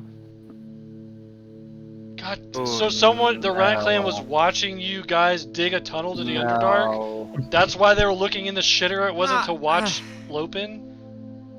I was gonna Guys, fix that for that's- you guys. You built a tunnel there? And Sornin raises his hand and makes like a little gesture and says, "It is a very, very small tunnel Oh that my you can God. slip down into." Would How Aslos be able to smart, fit so- down into it? And they look at Aslos. "Perhaps if we oil him up." No, Oh, alright. no. Look, the front door is where the meteorite supposedly is anyways. And Sornin raises his hand to cut you off and says, "To be fair, it's not finished. It doesn't reach the Underdark." Why back- did the you back guys door? decide this was a We good wanted- idea? How does it not work? Well, it doesn't reach it. It's just a big hole right now. But we wanted to show you, Jaryu, our progress because we were very proud of it. I thought you've had 50 years. Didn't Alright, he just say there's 50? no Did he going say 50 tonight. years? Anyways, it's already almost 5 a.m., so... Why would you I'm even quite tired. pitch How- this as an idea? Why are we wasting time talking of this? Wait, guys. Wait, guys.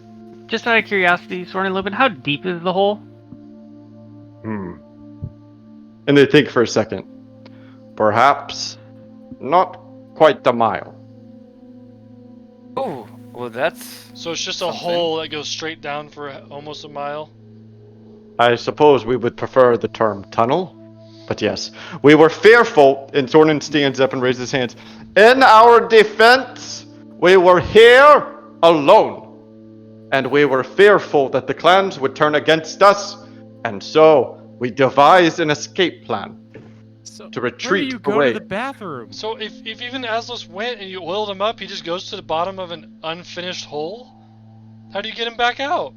And he sits back down and says, "I will not be accepting further questions." Where do you go to the bathroom? I want to It's still in the bathroom, but Right now, covering it is a small mat that if we slide aside, it reveals the escape Okay, hole. so this isn't like under one of your toilets, right? No. Oh, okay. Side. Be, Beside. to be fair, I feel like a mile is a pretty good distance. It's a pretty for good secret hole. tunnel.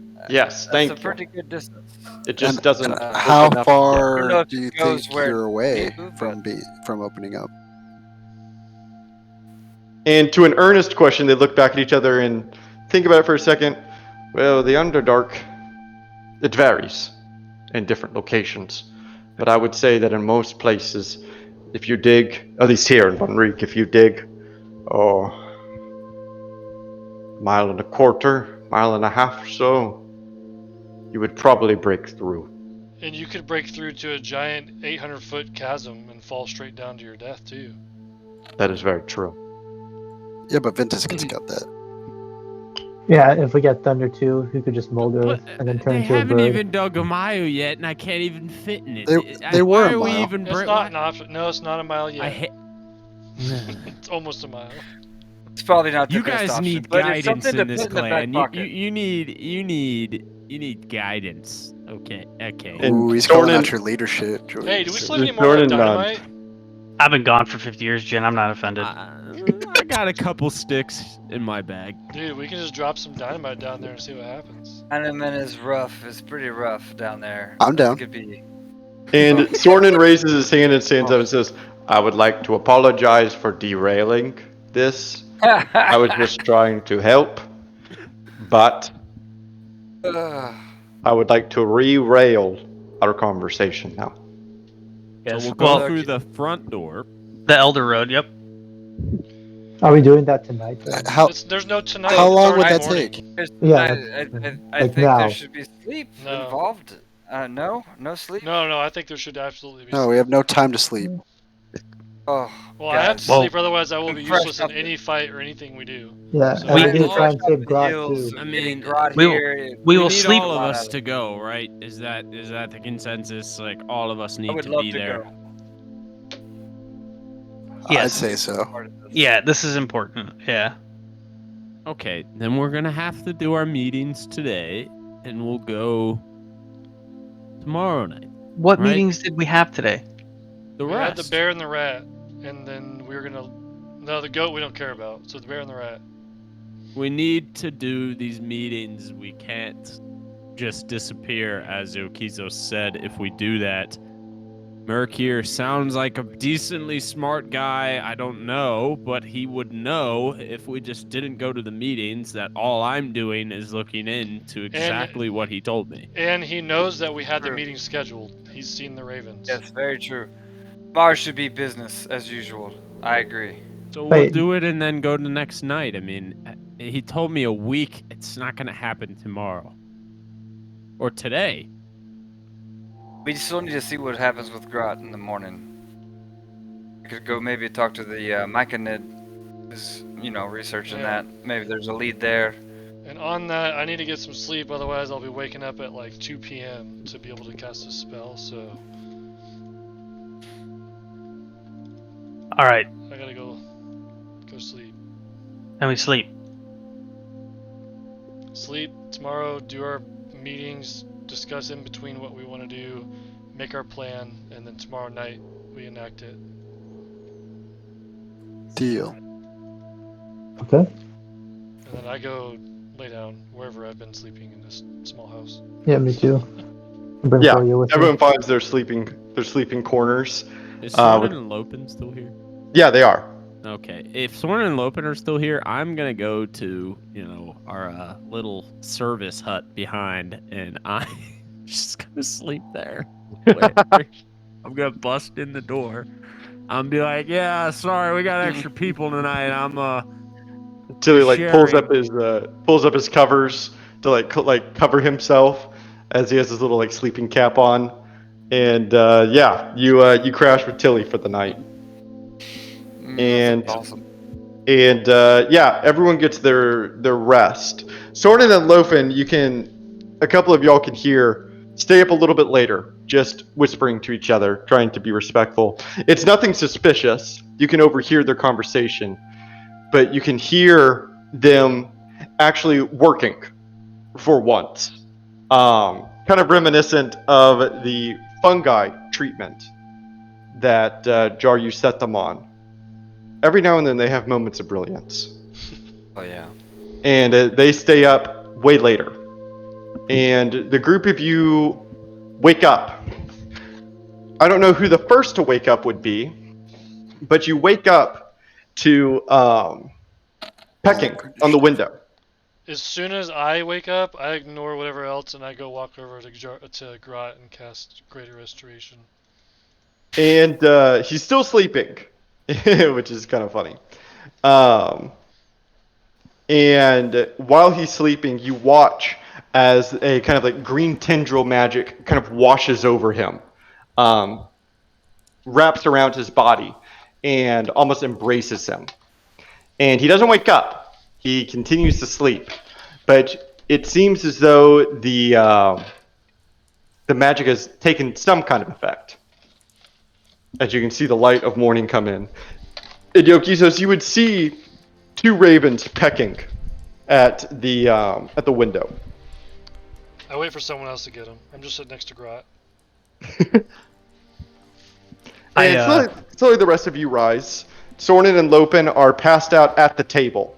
Their bodies are like laid over the table as if they were studying all night. But doing puzzles. I like get out of Tilly's bed because I made him sleep on the ground. And I'll be like, "Hey man, you gotta clean up in here. It's freaking God, dude." And I imagine his bed at this point like half broke, like kind of hit the ground. Yeah, like, huge strain. Like it's kind of like bowed now. Like Tilly, it smells just awful in here, and it's not even like that bad at all. It actually smells kind of good. I'm like, Tilly, like, if this is how you live, consider you never part one of Diamond Dragons, okay? And then I just kind of like I leave and I slam the door and I walk over to the windows with the ravens. And you can see that he kind of reaches out as you go to the door and you slam it. And yeah, you see two ravens waiting for you. One of the ravens they're both brief messages, but they are invitation acceptances from both the rat and the bear clan, with the rats asking for the morning visit, the earlier tea time. Yeah, and I like kind of hold both the ravens back, and then I write one in English and one in horrible Dwarvish. I was like, where the hell is my strawberry flavor? And then I send it off in both English and Dwarvish off, and I'm like, I send it off to both the ravens, and then I go inside and share our acceptances to the meeting. Perfect. Yes.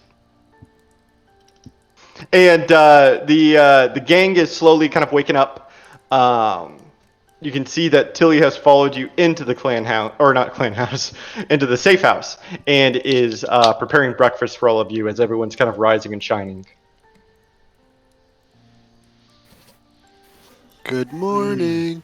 Good morning, indeed. Oh, Good morning, everybody. They've accepted both our invitations. That was I, what the ravens were. I wake up and go make tea, and I, as Aslos is storming into the safe house, I am serving Sornin and Lopin tea as I wake them up gently by rubbing their shoulders. Aw. And you watch them as they kind of stir and wake up. And you can see that they have, like I said, they fell asleep at the table. And while maybe the expected behavior would be to fall asleep doing puzzles or whatnot, you can see that there are piles of manuscripts in front of them, wetted quills that have dried ink on them. It becomes apparent to you, Jargy, that they've been working through the night. I look over what they've been working on and ask, what is all this? And you can see that they're both quite white, but they say, if we are preparing a trip to the Underdark, we need to be prepared. And you've been preparing us a route. And they look at each other and say, a route and a little more. And they gather up their papers and kind of shield them away from you.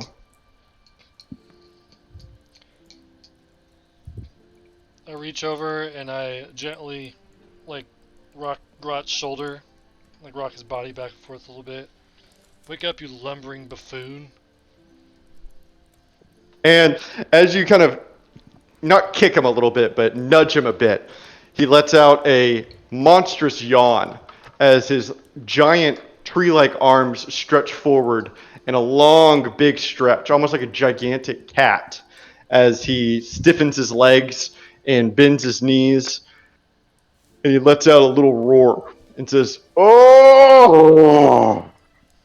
This was the best sleep I have gotten in many, many nights." And he Right. looks at you almost like kind of dumbly with a big smile and says, "Good morning, yo Jesus." And like a big, like, body sense of relief, like, ah, thank God. Grot, we have a lot to talk about. It won't happen today. You need to rest up, but shit, dude. I walk up to Grot and I say, "It's good to see you again. I almost killed you." And he blinks and looks at you and says, "What?" Do you remember who he is, Grot? And you can tell that he is focusing intently on Jaryu as he scans you up and down. "Why does your face look like that? I can't see you." What do you mean you can't? I'm standing right here. And he stands up to his full height and leans in really close. You can smell his breath and his earthen like aroma from his fur. And he kind of cocks his head and looks at you like a dog that's confused. "I see your body, your figure here. I can see your armor and your sword." He's kind of poking you, "Your shoulders and your arms. Mhm. But when I get here," and he places a big finger on your face. I casually slap it aside. Can you all see my face? Can everyone else see my face? I can see your face, Yeah, I buddy. think it's some lingering effect of whatever the hell is going on. Grot, I think you just need to stay here and sleep all day. Eat. We got plenty of food, tea. Tilly? Is Tilly here? Yes, Tilly is cooking dinner for y'all. Breakfast. Yes, sorry, breakfast. Tilly, if you wouldn't mind just staying here and keeping Grot company to make sure he doesn't wander off today. He's still recovering or something. And he kind of sings songs. "Of course! Me and Gut will have a wonderful time together." Yeah, make sure he eats and, just get his strength Days back. put too. Oh, and Definitely Tilly, stay you really you gotta clean up the back. And I say it really loud. like, And his sing-song attitude kind of drops. "Of course, Master Aslos." yeah, I mean, because there's a good chance I'm be staying there tonight too, so yeah, maybe make the bed a little bit bigger. I don't know. And through all of this, Aslos is still staring intently at you, Jaryu. Grot. And he kind of grimaces as he looks at you and says, "I don't understand your face." And he kind of reaches out again. And he sees a pen and paper over at the table and says, "Can I draw for you what I see?" Sure. Yeah, go for it. And he begins to work almost like a child, trying to draw as he's working. Just As the drinking group of you catch up on the notes that Aslos brought. Yeah, they accepted our invites. I don't know if anybody heard me, but Yeah. Yeah, I'm not too I thrilled about meeting the Bear Clan, but even worse news. I mean, stupid, like ice cream lady hasn't even got back to me. I mean, I submitted like a raven to her days ago, and then I've sent out 2 now. I better hear back. Aslos, you just gave her remember. a bunch of money. That's bullshit. Just remember, you can't rush art. Okay, you just gotta respect the What? process. And then I'm almost Chef like kind Asmus, you should I'm know. I start tapping my my flavor. tea mug on the table as we're eating breakfast. And I say, Sornin and Lopin, I do have some good news. We have, as of last night, a new prospective member of the Worm Clan, and he will need a cloak. And they look And at I each other turn and to say, Aslos. "What?" Yeah, I kind of go over to Soren and Lope and I give them like a big, massive hug because I know that they in Put the 'em, past have said like, Dual headlocks. yeah, like kind of around both their heads, like, yeah, I'm gonna do everything now, dude. We're gonna be best friends, and I'm gonna finish your stupid hole, make it big enough for me because you didn't make it, and it's only gonna take me a day instead of 50 years. What do you think, guys? And they both look at each other at first, like not smiling, just kind of like dumbfounded, and then look back up to you. And the three of you kind of make eye contact for a full second with no emotion, and then huge smiles erupt around their faces. And they're like going on and on, like, "Oh my goodness, a new member, Jaryu! It has been so long since a new member. We will need a new cloak." And they kind of drop you, Azos, and just rush out the door. Aslos, don't worry, we'll have a formal ceremony and all that. It's wonderful, but we'll save that for later. I remember that he said that I am not worm material. And I'm They going just to we do we things all to say him. that. We all say that about y'all say everyone. that, huh? I We all- remember. I'm gonna ask the Bear Clan if they think I'm Bear Clan material.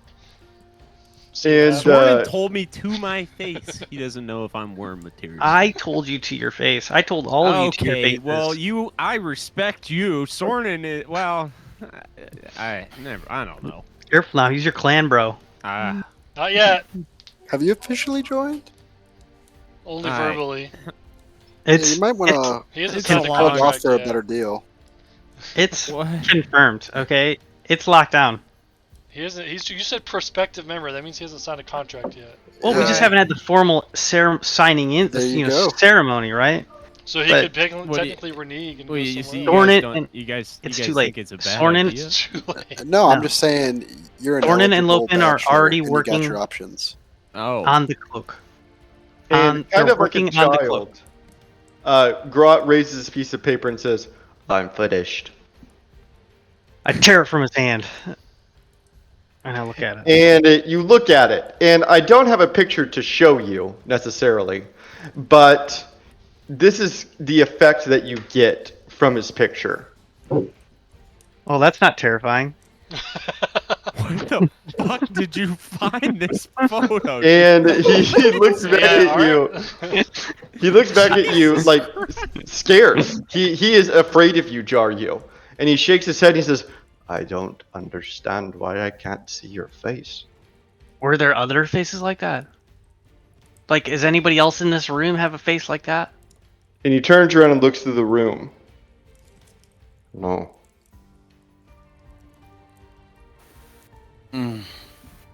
Well, that's not a good omen, is it, Grot? No. So I wonder if this is. I mean, obviously, it's got to be connected with Hale and Mirkir and all that shit, right? Yeah, I mean, it's gotta be. Yeah. Still unsettling, though. That's a terrifying picture. Yeah, I would hate to see that. I'm sorry, Grot. You can see And my I kinda- face though, Grot, right? And I kind of Yeah. look at Grot. I was like, "How did you? This is pretty detailed. Like, I'm gonna have to talk to you later." And he takes it back and rips it up. "Don't look at this. I am embarrassed of my drawing." And the time is getting a little close to your tea time, considering when you got to go to sleep and all of that. Yeah. All right, we gotta go do his tea time. Bear Clan first, I believe, and then Rat Clan second to last. I believe it was Rat Clan that wanted first. Oh fuck.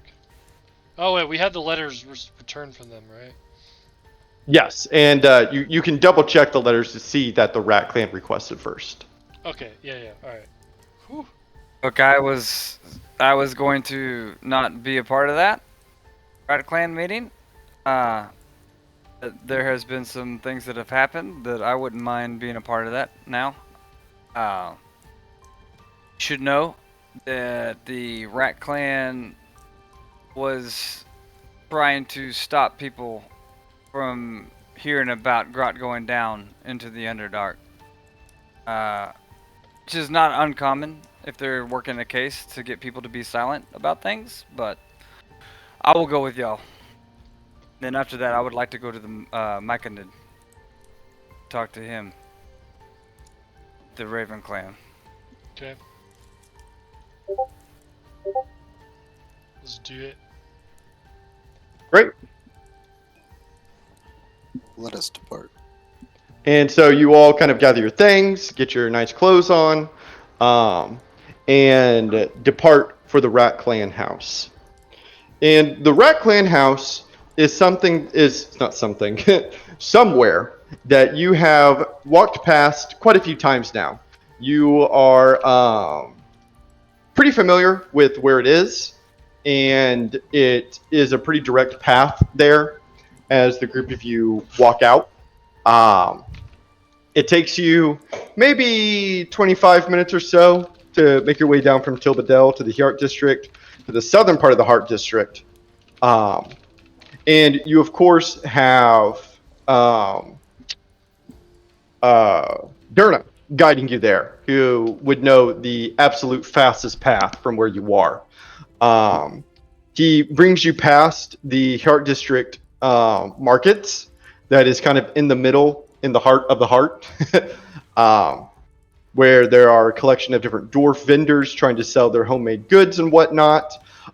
Several shops that you walk past, one with a large sign advertising themselves as the Shop of Curiosities, and another shop, much more subdued, much less in your face, that just has a very small sign above the door that writes Holmes.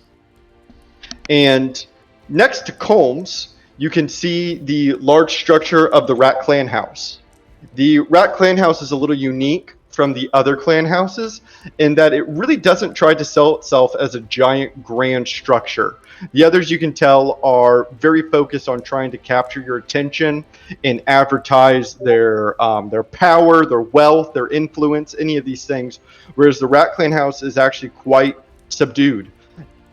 Upon first glance, if it weren't for the Rat banner waving, you would think that there were just a series of buildings that blend in with the surrounding buildings around them. But as you kind of take it in, you can see that it actually is a little bit more than meets the eye. As you can see large carapaces connecting different building segments to one another. And instead of a grand, beautiful front door, advertising myth and legend of the clan, it is just a simple wooden door that has the Rat Clan symbol upon it.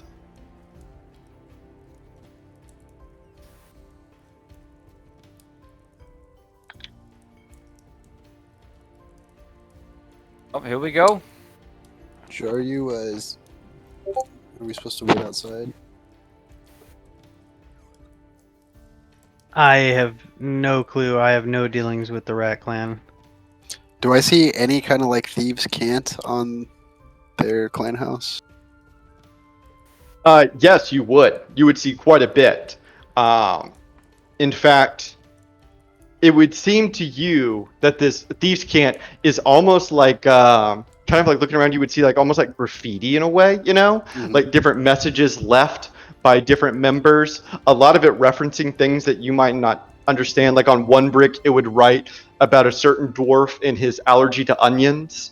Another one leaves that if you like slide 2 bricks out from the Shop of Curiosities, it allows you to access the lock mechanism on the back door from the front instead of having to actually pick the door itself. Like different like notes almost of the different inner workings of Von Rieg that are very interesting to you. But around the frame of the door, you can see is not like instruction, but instead it's like a thief's poem that you can tell is like almost supposed to be like artful to any of those that approach the Rat Clan house, kind of giving an extra nod to those that can read the cant. Nice.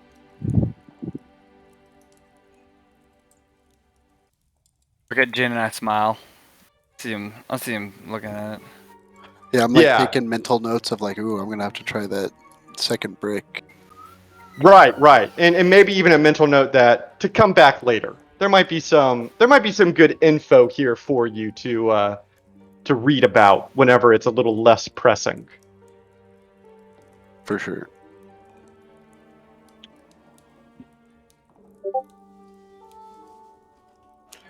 Well, Joe, I'm gonna defer to you. What do we do? You're deferring to me when it comes to dealing with the Rat Clan? Yeah.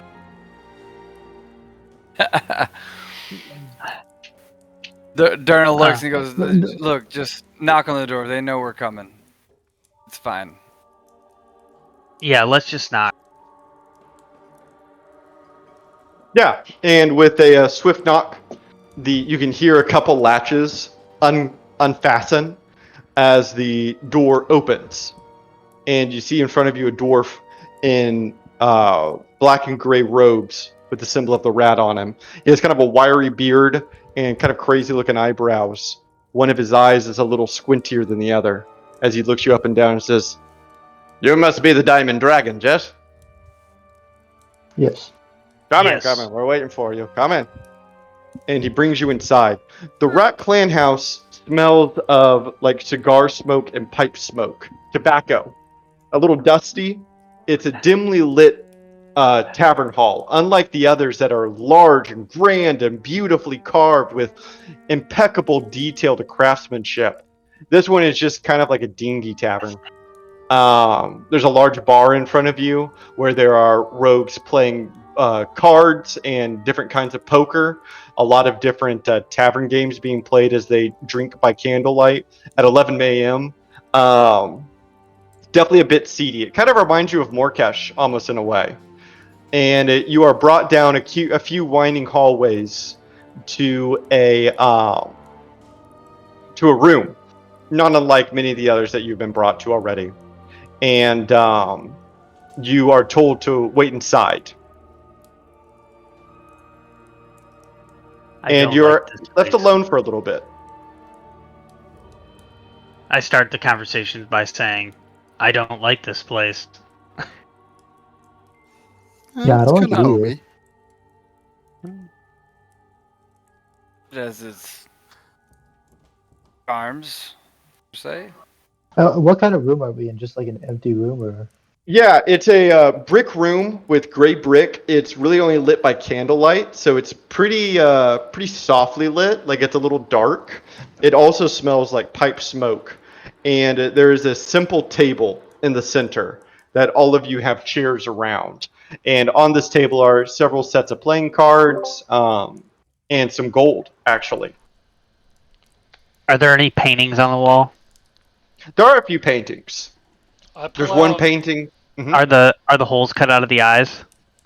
The holes are not cut out of the eyes. Well, The eyes are moving I around in the painting. systematically go around to each painting and poke the holes on all the eyes. And when you poke one set of eyes, you feel a mechanism trigger, like a push lock, and it swings forward and opens. I thought you said you didn't know anything about this place, Joe. I don't. I was just suspicious because they're rats, and so I thought they'd be spying on us. And the most obvious method of spying is the holes through the painting. We all know this. And I was just I poking lock at the random. door. I lock the door. Make sure no one comes in at this time. And Painting's open. one of the bookcases in the room also swings open, and you hear a voice from the dwarf that walks out from the small tunnel behind it and says, "If you weren't already in a clan, I'd say you're a Rat Clan natural." And No thanks. Oops.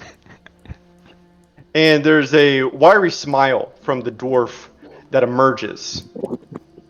And you all meet the leader of the Rat Clan. He is a shady-looking dwarf with a enough charisma to hold his own. And he doesn't reach a hand out or anything, but he takes a seat at the other side of the table, lighting a pipe as he introduces himself. My name is Pretty Hemleg. I pull out one of the death sticks that I purchased. And he raises his eyebrows and he says, Authentic, you all came prepared for a meeting with the Rat Clan. And he raises his hand and says, close that, would you? And you can see in the hole that you revealed, Jaryu, that there is a small chest in the back of it. What's in the chest, pretty Hemelig? And he kind of I rolls also his pulled out the eyes. brochure. Yeah, he kind of rolls his eyes and says, Cotton. Of course, it's gold. Close it now. It's not yours. Why keep gold in a small closet behind a painting? Mm.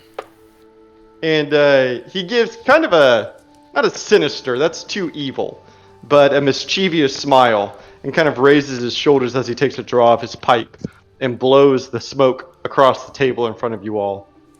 You've obviously never been in a pinch that only money can take care of. I've I never don't know had about money. that. Then you really should join the Rat Clan. Well, in any case, we've already been through a number of these, so let's just get down to business. What do you want from us to get a vote? And he points his pipe at you and says, You are experienced now, aren't you? Very familiar with the ways of Enrique. It's bullshit if you ask me, but Oh, it we is. have to play. I agree with you 100%. That's why we play the both sides. If everyone's a bastard, then why not help them all for a little bit of money, huh? Mm-hmm. And he takes another draw of his pipe and says, Yeah, that's something we want. So, I had one of my dwarves. And he raises his eyebrow and says, I'm assuming you're all familiar with the business we do for the clans here, yeah? Yeah, you do all the sketchy shit. Of course. We are the clan of plausible deniability. Anyway, I had a rat get caught. It doesn't happen often, but I digress. It happens every now and then. If you break my boy out of Feng cell, sure, you have my vote. At the prison? That's right. I have better uses for him than sitting in a prison cell. What did he do? And he kind of gives you a smile and says, if you take the job, I'll tell you. Okay, how about this? Because I feel like that is a lot more work than any of the other clans are asking for. How about if we get your boy out of this prison, you can tell us why you had someone spying on the bathroom, the latrine of the Worm Clan house. And with that, you can tell that he takes this a little more seriously.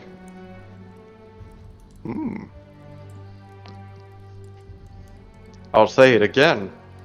You are quite experienced in here in Von Rieg now, huh? And you're smart. Never take a first offer from a clan. Yes, I would accept that. And he kind of gives you another, like, kind of dark smile as he says, like I told you, I hold no alliance. Why is he in prison? What, like, how long is this sentence? Like, what are we doing with, like, did he it murder maximum somebody? security? Did he just get caught? Minimum security. I mean, I go through each one for you. What did he do? Theft. What's the sentence? And this is the real rub. Execution. What did he But steal? what did he How steal? could they For kill theft? somebody for that? Jesus. And he raises an eyebrow at all of you and says, perhaps I misunderestimated you. Maybe you don't know much about this city. Crime is taken very seriously here. And when he says this, His accent is dropped on thick, very dwarven. And this accent that's dropped on thick is a little difficult for most of you to understand. And Jin and Derna, you hear something different.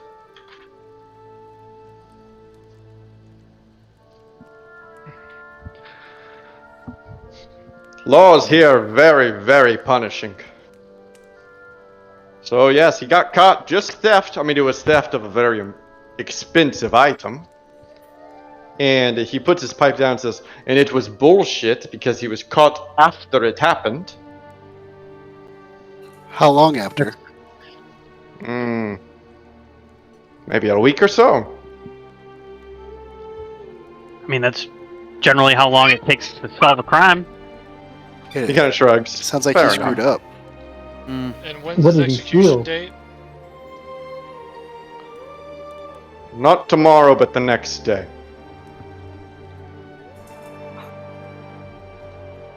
Good, I think we're busy tomorrow. It's being held in the Temple District. So you're Publicly. asking us to release him. I'd be happy to release him And he kind of with my claps. blade. Dun dun. And then puts his hands down. No, come off it to him. The gravity of this even beckons more than just a rat at the latrine. We have a lot more questions we want answers to. Rats always have answers. But be Would the- careful. Would the rat Sometimes they're provide not the answers you want to hear. if we were And to he- free this man? Free this man? And he gives you a big toothy smile. It depends on the question. There are some that I can reasonably let go of. Because you have to understand, the Rat Clan is only as strong as the confidence in it. If I just tell you everything I know, then those benefactors would know, and no one trusts the Rat Clan now. I already don't trust you. You had someone spying on the Worm Clan. And he points his pipe at you and smiles. That's good. You shouldn't. Yeah, maybe your people shouldn't be so visible and obvious to see. They clearly And- want to be seen. He pretends to take a note down and says, I'll pass that on. Alright, well, I think we got what we needed. I lean over to Jin. I say, "What do you think?" Wait, we Jin? didn't get any tea. And I hand the death stick over. I'm like, I don't think they do tea here. But it's tea time. I thought I had this. He's checking his notes, but it's tea time! Yeah. So I very quietly whisper to Jaryu, like, do you think it's a trap? Or, I'm sorry, I'm whispering to Derna, who heard the message. Okay, so you're not talking to me. Okay. Yeah, sorry. I thought you could speak Thieves' Camp, but no, that's Dwarvish you speak. It's not. What do you think No. it means? No, not that part. Talk. Like broken thieves can't, right? Kind of like that part. Yeah. Yeah. No. Warriors there. The laws. I don't trust. Yeah, there's a lot to go into. And he kind of raises his hands and says, look, I get why you wouldn't trust me. But, at least for us rats, the one thing that matters, the one thing that counts, because words are cheap and people lie, is action. So if you truly do break my boy at a Feng cell, you can trust me.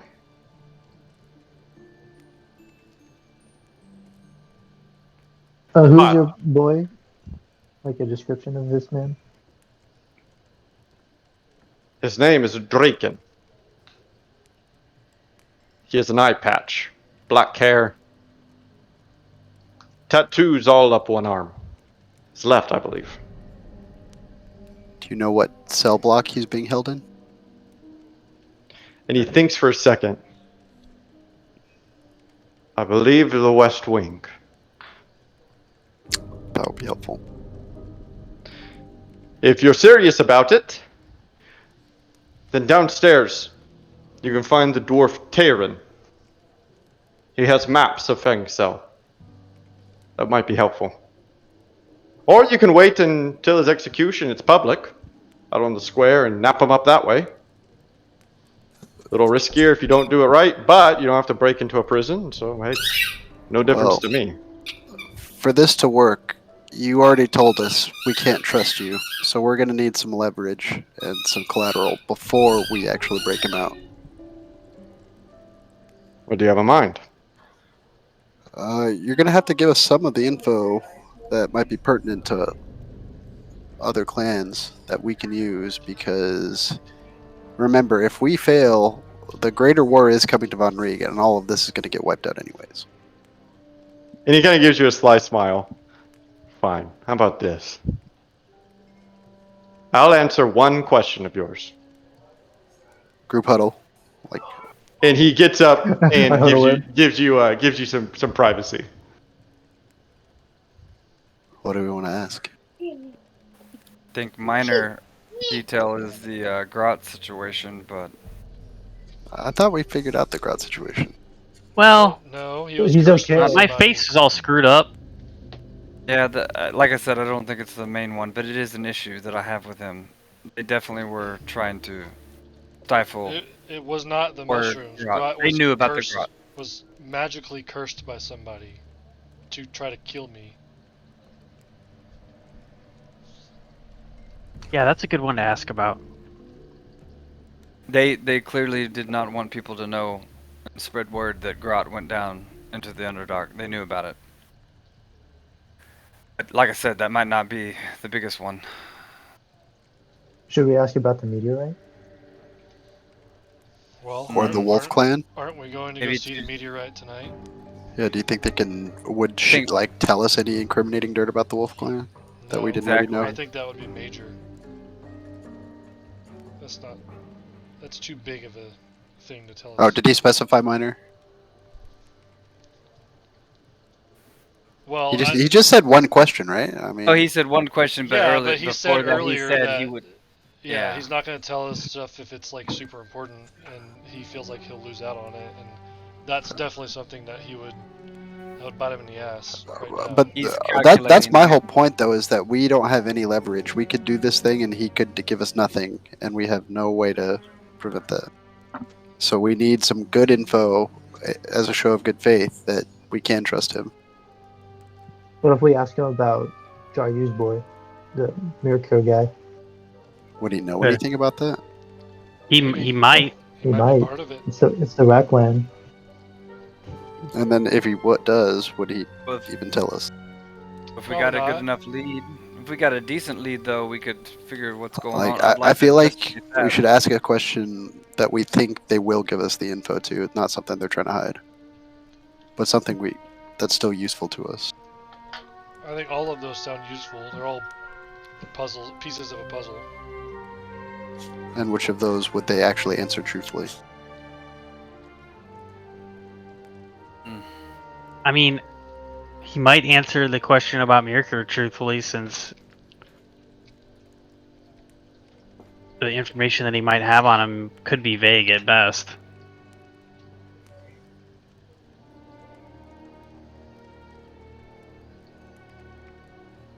I don't know. What do you guys think? Decision. A question about Grot as well might seem minor to him. Is why does he care about a Fearbolt being cursed? I think the question about the Wolf Clan's out of that won't work. Well, Unova votes for any information on Mirror. And do we want to phrase it like that, or just ask if he's been approached? I think based on the sensitivity of the issue around Mirror, I think like it would be better to ask about Grot. I just don't want stuff getting back to Mirror Hey, after what he hey, warned me about. Yeah, I agree with that, Aslos, and just not to throw another extra wrench, but the Forge people and all that. Y'all wanted me to investigate that as well. Who these Oh. Forge people are. Yeah, that Oh shit, yeah. that might be an interesting thread to pull on. I don't feel like that would be something he wouldn't answer either. That might be Yeah. the direction we should go. Let's try that. Are we all good with that? The Forge Cult. I'm good with that. Sure. Fine by me. Ready, break! Stand up there. Diamond Dragons. Blue 42. And he comes back in the room and takes a seat in his chair and takes another puff of his pipe. So,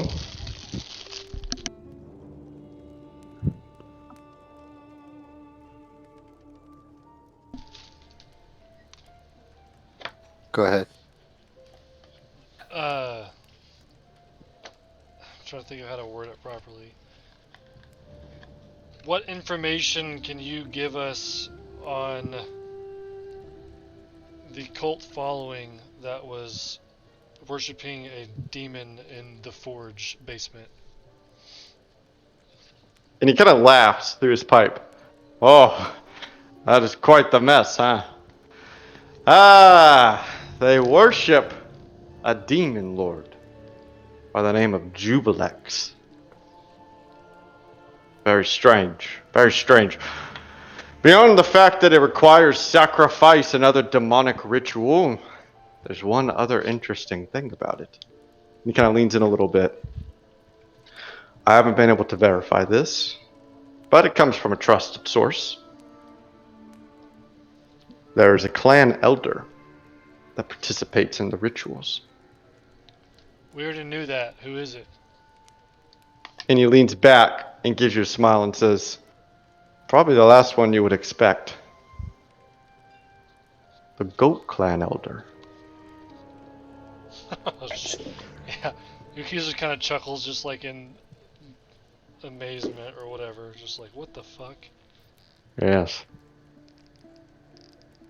Can you imagine? The Goat Clan Elder going to sacrifice a child on an altar to a demon lord, and then going back to the Goat Clan. And how do we know you're telling the truth about this?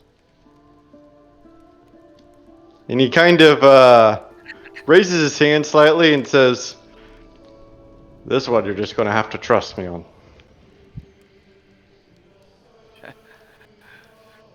And we have your word that if we do break this out, we'll have your full support and open information. And he kind of gets a little serious when you say open information. I'll help you with a few questions, but it's not as though you gain access to the Rat Clan wealth. Information is our currency. I can't let you into our full coffers. But, yes, I can answer a few more questions for you. I mean, again, not to harp on it, but the entire stake of Van Rieg is, what's up for grabs here. So, it's in your interest to help us. And he gives you a smile and says, and then it's in your best interest to help me. We've got a lot of clans to help. Keep that in mind. And he gives a pause and kind of looks at all of you and says, hopefully not the Goat Clan, am I right? Ayo! But yes, break up my boy and we will continue our discussions. You will have my vote, and I will help you more.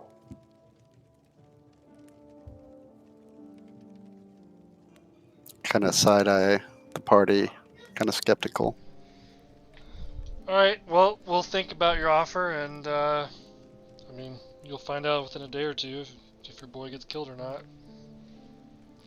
And he kind of gives you a smile and says, I suppose you're right. That's a good way to look at it. I will be anxiously awaiting his trial. And he lays down his pipe, and that's where we'll end our session. Oh shit! Hey. Awesome. Fucking Goat Goat Clan? Clan, The man. goats? Going Fucking wild. goats. They're like, we don't want to be part of a war. You guys, Yeah, we don't want to sacrifice fight kids. Yeah, we just want to summon the slime demon. and kill kids in the process. Kill kids, bro. No big deal. Fucking Goat Clan, huh? And now we gotta bust someone out of prison? Or stop an execution? Yeah, we're really out here now. All right, good night, guys. Yeah. Good night. Good night, guys. That was Catch you fun. later. I don't even know how to. How to think Whoa. about